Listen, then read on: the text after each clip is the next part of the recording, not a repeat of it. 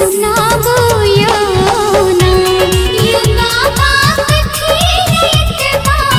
दानी बन न बताबो ने आपन किस्सा सुनाबो यो ना आपन किस्सा सुनाबो यो गणपति रिकॉर्डिंग स्टूडियो भवानीपुर।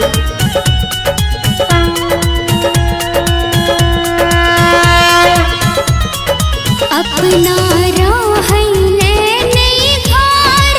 भक्त सुतैये संग मर मार अपना रोहैले नहीं घर भक्त सुतैये संग मर मार यो बाबा रोहै नहीं छी घर कि कथी मिले करके दान पुण्य समझाबो ना आपन किस्सा सुनाबो यो ना यो बाबा कथी लेतबा दानी बन न बताबो ने आपन किस्सा सुनाबो यो ना यो बाबा कथी लेतबा दानी बन न बताबो ने आपन किस्सा सुनाबो यो ना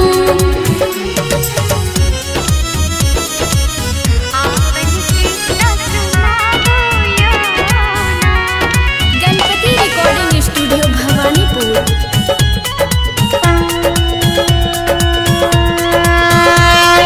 अपना बसहा के सवारी भक्त चढ़े फॉर्च्यूनर गाड़ी अपना बसहा के सवारी भक्त चढ़े फॉर्च्यूनर गाड़ी यो बाबा बसहा के सवारी मन में कथी चलैये सोझा सबके लाबो ना आपन किस्सा सुनाबो यो